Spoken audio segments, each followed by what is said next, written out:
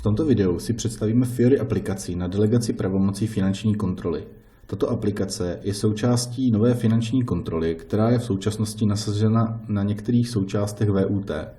Postupně bude rozšiřována na zbytek VUT.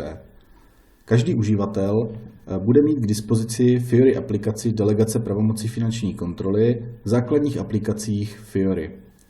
Pokud si ji otevřete, načte se vám váš profil, vaše pracovní poměry a uvidíte, na kterých střediscích máte pracovní poměry a jestli je vnitřní kontrolní systém na této součásti funkční. Zadávání intervalu slouží k tomu, že během toho, co máte nastavený interval, se veškeré vaše pravomoci delegují na zadané zástupce na všech prvcích, které schvalujete. Takže pokud budu od 12. června do 23. na dovolené, vyberu první den, poslední den, vybere se mi celý interval, případně to můžu udělat i výběrem datumu na bočním panelu a dám uložení.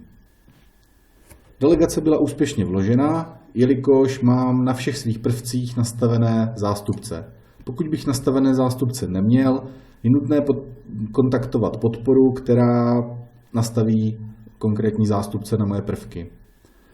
Pokud by nastala tato chyba, vypíšou se vám prvky, na kterých jste příkazci nebo správci a na kterých je potřeba určit zástupce.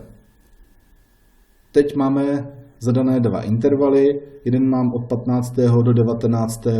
května a druhý od 12. do 23. června.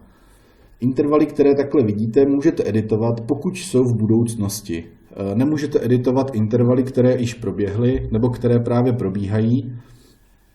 Můžete probíhající interval maximálně zkrátit na dnešní den.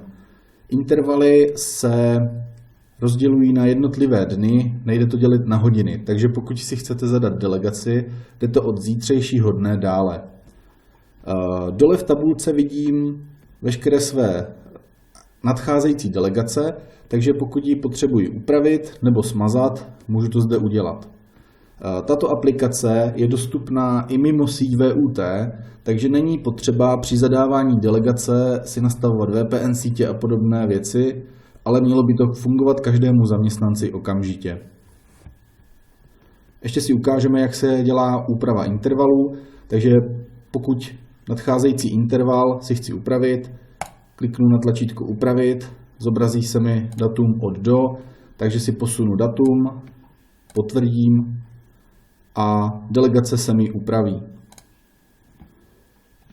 Takto je možno zadávat delegace libovolně do budoucna. Nedoporučuje se dělat delegace delší než 3 měsíce.